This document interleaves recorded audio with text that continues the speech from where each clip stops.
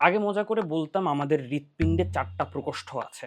এই ৪টা প্রকোষ্ঠে অন্তত ৪ জন মানুষকে তো জায়গা দেওয়া যাবে। বয়স বাড়ার সাথে সাথে রিয়ালাইজ করলাম আমাদের যে মনস্তাত্ত্বিক জগৎ, এটা খুবই সিলেক্টিভ একটা জায়গা। এখানে খুব বেশি জিনিসকে গভীরভাবে জায়গা দেওয়া যায় না। আমাদের মস্তিষ্কের সাথে আমাদের হৃৎপিণ্ডের একটা অদ্ভুত স্নায়বিক যোগাযোগ রয়েছে।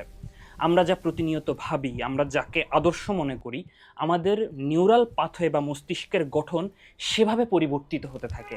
এটাকে নিউরোপ্লাস্টিসিটি বলে। অর্থাৎ আপনি যা কিছুকে ভালোবাসবেন, মনে প্রাণে ধারণ করবেন, সেটাই আপনার আত্মপরিচয় হয়ে ওঠে। মানুষ তার অন্তরে যা কিছুকে জায়গা দেয়, সেটাই তার উইজডম, প্রজ্ঞাকে সংজ্ঞায়িত করে। আমাদের এই ইন্টেলেকচুয়াল এবং ইমোশনাল স্পেসটা খুবই লিমিটেড। এই ছোট্ট জায়গায় একবার ভুল জিনিসকে জায়গা দিলে সঠিক জিনিস দিয়ে সেটাকে রিপ্লেস করতে ভয়াবহ স্ট্রাগল করতে হয়। এটা আমি একেবারে ফার্স্ট হ্যান্ড এক্সপিরিয়েন্স থেকে বলছি।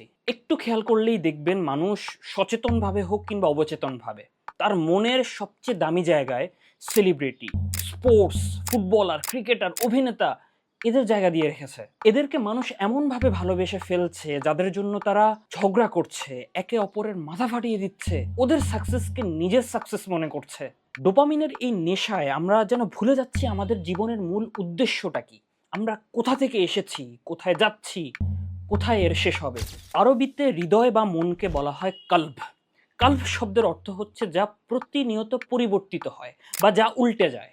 এর স্বভাবই হচ্ছে কোনো কিছুর সাথে যুক্ত হতে চাওয়া। ইমাম গাজ্জালির মতে মানুষের অন্তরকে তৈরি করা হয়েছে অসীম ইনফিনিটিকে ধারণ করার জন্য, এক বৃহত্তর সত্যের সাথে যুক্ত থাকার জন্য।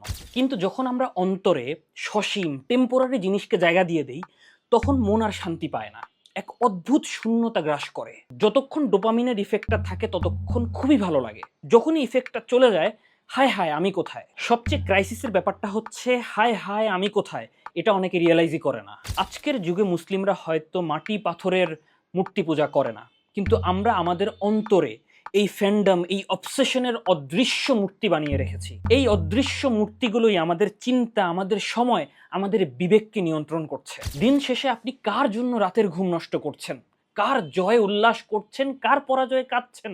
আমাদের অন্তরের জায়গাটা খুবই দামি। এটা এমন কিছুর সাথে যুক্ত হতে চায় যা অসীম, শাশ্বত সত্য, যা কালের পরীক্ষায় উত্তীর্ণ। কারণ শেষ পর্যন্ত আপনি তাই হয়ে ওঠেন যা আপনি আপনার অন্তরে জায়গা দেন।